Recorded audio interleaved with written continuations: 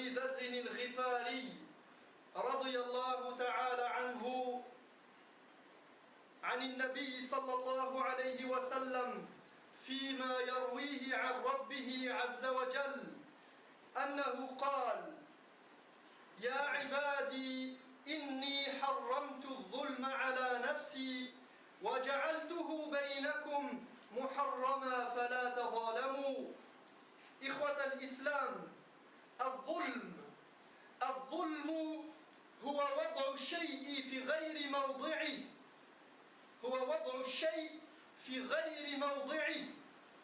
وصرف الحق لغير مستحقه. الظلم هو وضع الشيء في غير موضعه وصرف الحق لغير مستحقه. D'après Abu Dharr, radiyallahu anhu, selon ce qu'il tient du prophète sallallahu alayhi wa sallam, qu'il rapporte lui-même du Seigneur, de son Seigneur Allah subhanahu wa ta'ala, qui dit: ô mes serviteurs, je me suis interdit à moi-même l'injustice, et j'ai fait de l'injustice une chose interdite entre vous. Ne soyez donc pas injustes les uns envers les autres. L'injustice, ayyuha al-ikhwa, l'injustice, c'est de placer une chose à l'endroit qui ne lui convient pas. C'est de placer une chose et de la mettre à un endroit qui ne lui sied pas. Et c'est de donner et d'accorder un droit à celui qui ne le mérite pas. C'est donc de placer une chose à l'endroit qui ne lui convient pas, et de même d'accorder un droit ou de priver un droit à quelqu'un qui ne le mérite pas ou qui le mérite.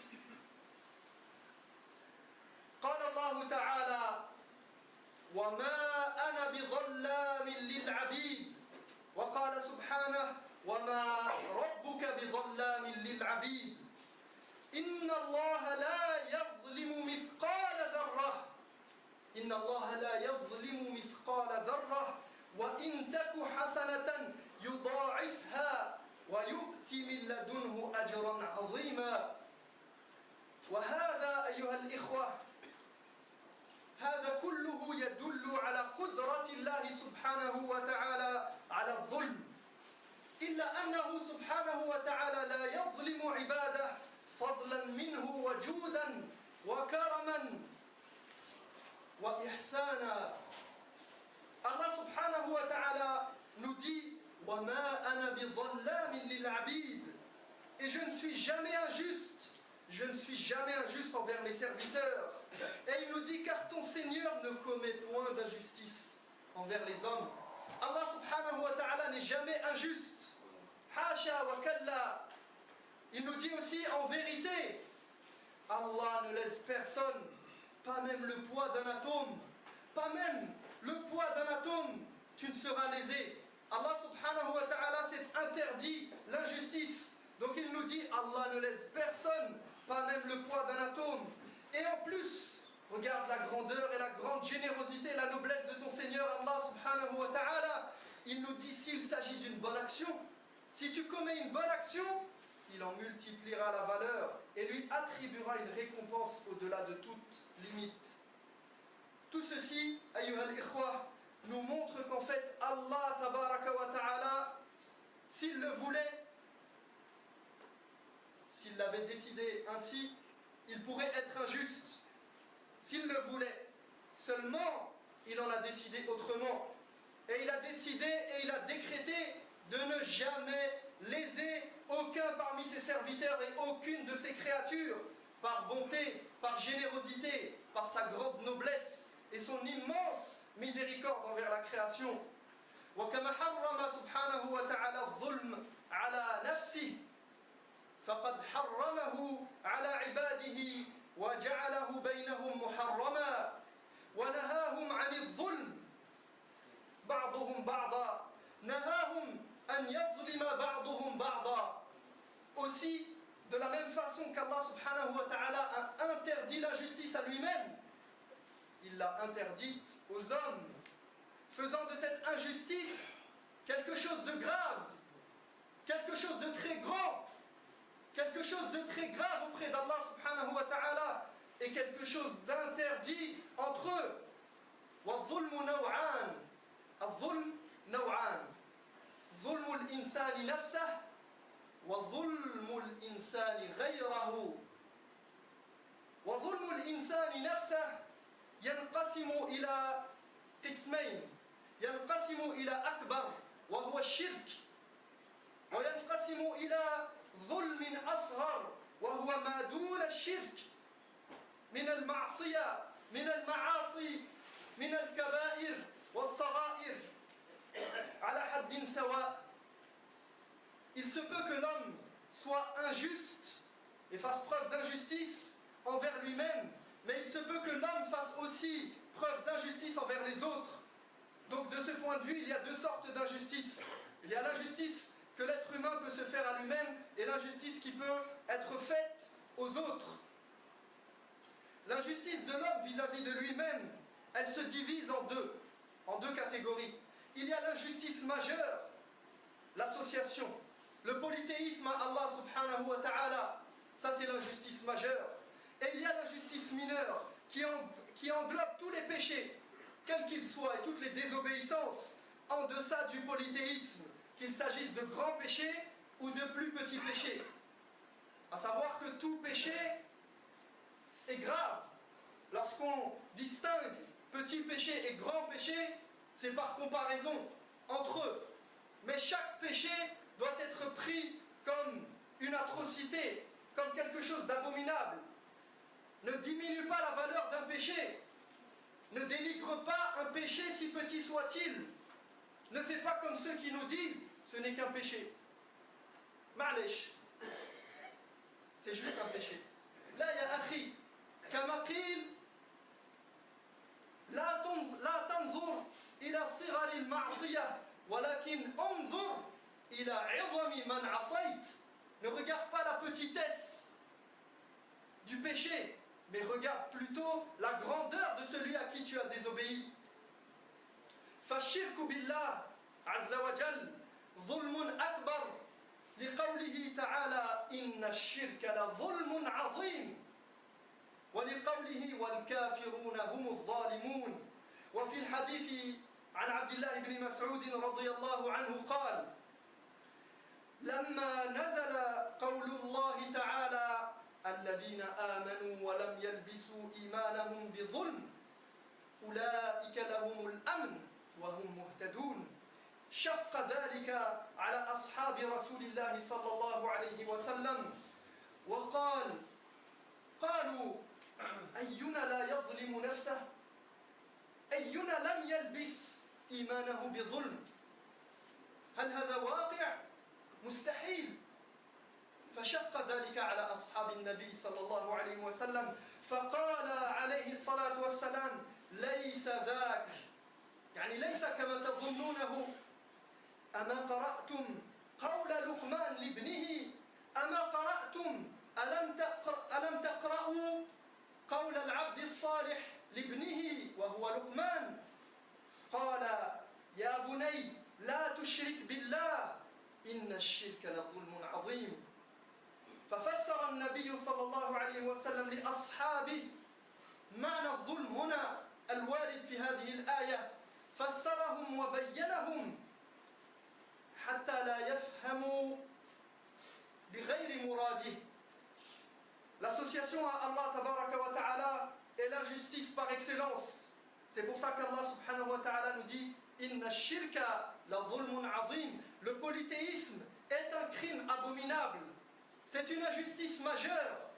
Et il nous dit les non-croyants, ce sont eux les injustes. Ce sont eux les véritables injustes. Ce sont les non-croyants. Abdullah ibn Mas'ud raconte lorsque ce verset fut révélé, et il nous donne ce verset où Allah subhanahu wa ta'ala a dit Alladhina amanu, ceux qui croient et n'ont commis aucune injustice vis-à-vis de leur foi, ceux-là sont en sécurité, ceux-là seuls sont les bien guidés.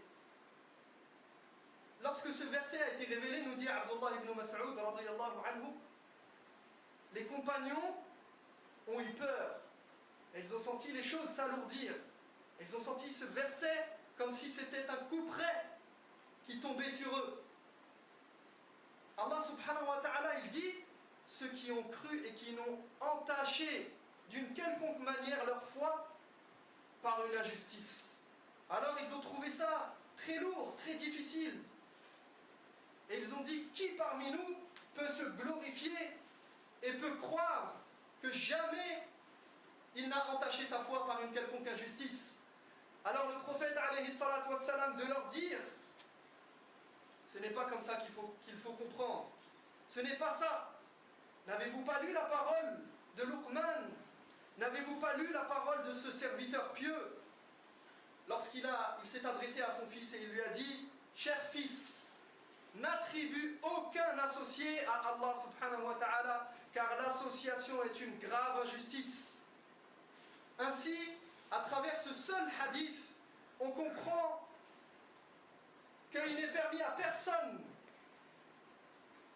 d'interpréter le Coran et personne ne peut comprendre la religion sainement sans revenir à la sunna du prophète alayhi salatu wassalam, à ce qui a été rapporté de la part des compagnons. Parce que, quel que soit le degré d'intelligence que tu puisses avoir, quel que soit le degré de connaissance dans cette dunya, quelle que soit ton éloquence dans la langue arabe, quel que soit ton doctorat ou ta licence ou tes études, quelle que soit ta compréhension des choses, quelle que soit ta piété, tu auras toujours besoin de la compréhension des sahaba et de ce qu'ils nous ont rapporté et transmis de la part du prophète sallallahu alayhi wa sallam. Et ici on voit bien que même eux, qui pourtant étaient les plus pieux, les plus sages, les plus compétents, qui connaissaient, qui avaient reçu la révélation avec le prophète alayhi salatu wassalam, qui accompagnait le prophète, et pourtant ils n'ont pas vu juste cette fois-là. Parce que le prophète alayhi salatu wassalam, il était là pour leur enseigner. Et pourtant, il connaissait la langue arabe bien plus que n'importe qui sur la surface de la terre aujourd'hui. Et ceci nous prouve que la langue arabe n'est pas le seul point qu'il faut connaître pour interpréter le Coran. Mais il faut revenir à la sunna du prophète alayhi salatu wassalam. وأما الظلم الأصغر أيها الإخوة فهو ظلم الإنسان نفسه بالمعاصي كبائر كانت أو صغائر فمن ترك الواجب فقد ظلم نفسه ومن ارتكب المحرم فقد ظلم نفسه ولذلك لما أكل الأبوان عليهما السلام من الشجرة التي حرمها الله سبحانه وتعالى عليهما قال ربنا ظلمنا أنفسنا وإن لم تغفر لنا وترحمنا لنكونن من الخاسرين فمن ترك الصلاة فقد ظلم نفسه ومن منع الزكاة فقد ظلم نفسه ومن أكل الحرام فقد ظلم نفسه ومن شرب الخمر والمخدرات فقد ظلم نفسه ومن زنى بعينه ويده ورجله وقلبه فقد ظلم نفسه. La deuxième sorte d'injustice, le second degré de l'injustice qu'on a appelée ici l'injustice mineure, en comparaison à l'injustice majeure, qui concerne donc l'homme vis-à-vis de lui-même, ce sont toutes les désobéissances qu'il pourrait commettre. Ainsi, celui qui délaisse une obligation a certes commis une injustice envers sa propre personne et envers lui-même. De même, celui qui commet un interdit a été injuste envers lui-même. C'est pourquoi nos pères et mères, Adam et Hawa, alayhim as-salam, lorsqu'ils ont mangé de l'arbre qu'Allah leur avait pourtant interdit d'approcher, ils se sont immédiatement repentis en disant « Rabbana, ô Seigneur, nous avons agi injustement envers nous-mêmes. Ô Seigneur, nous avons agi injustement envers nous-mêmes. Si tu ne nous pardonnes pas et si tu nous refuses ta grâce, nous serons à jamais perdus. Nous serons à jamais parmi les perdants. » Donc regardez ici, Adam et Hawa. Et pourtant, vous savez que Al-Anbiya, les prophètes, ils ne commettent pas de désobéissance volontairement. Et la désobéissance vis-à-vis d'eux, ou à leur compte, c'est quelque chose qui survient spontanément, rarement, et il faut savoir qu'ils se repentent d'emblée, directement. Et on sait que celui qui se repent, il est meilleur que ce qu'il était auparavant. Mais ici, pourtant, malgré le fait que Adam et Hawa, se sont détournés un instant de l'ordre de leur Seigneur, et ils ont été trompés en cela par Iblis, la'anahullah, eh bien, et qu'ils se soient repentis directement, ils ont dit Rabbana zalamna anfusana, ô Seigneur, nous avons été injustes envers nous-mêmes, envers nos propres personnes. Pourtant, c'était qui? Adam, alayhi salam. Celui donc qui néglige la prière, qui délaisse la prière, qui la fait sortir de son temps, qui préfère aller regarder le match de foot, et qui met la prière en dernier lieu, ou qui va travailler et qui ne s'occupe pas de la prière et qui réunit toutes ses prières à la fin de la journée, eh bien il aura été injuste envers lui-même. Celui qui prive les pauvres de sa zakat, alors qu'il doit la donner, il aura agi injustement envers lui-même. Celui qui mange l'interdit, que ce soit le haram, que ce soit al-riba, l'intérêt, celui qui pratique l'intérêt, il aura été injuste envers lui-même. Celui qui boit de l'alcool, ou qui s'adonne à toutes les sortes de drogues et à la cigarette, etc., il aura été injuste envers lui-même. Celui qui commet la fornication, que ce soit avec la main, avec l'œil, avec le sexe, ou avec la jambe, ou avec le cœur, avec l'entièreté du corps, il aura été injuste envers lui-même. أقول قولي هذا وأستغفر الله لي ولكم فاستغفروه إنه هو الغفور الرحيم.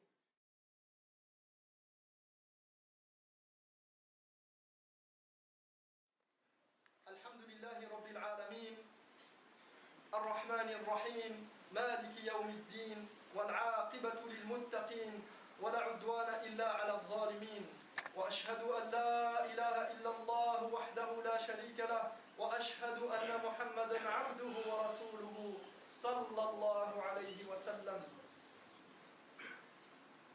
أما ظلم الإنسان غيره فيكون بإزهاق دمه وسلب ماله وانتهاك عرضه، فكل المسلم على المسلم حرام دمه وماله وعرضه.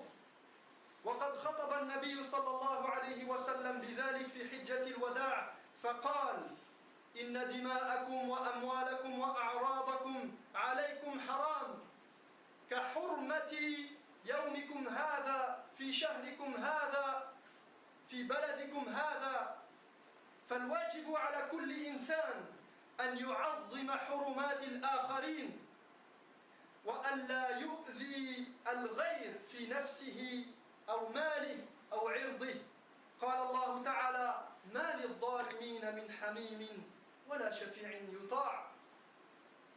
أي ليس للظالمين يوم القيامة حميم أي صديق، ليس له حميم صديق ينجيه من عذاب الله مما يكون فيه من عذاب شديد، وليس لهم شفيع يشفع فتقبل شفاعته حتى يخلصهم الله مما هم فيه من العذاب.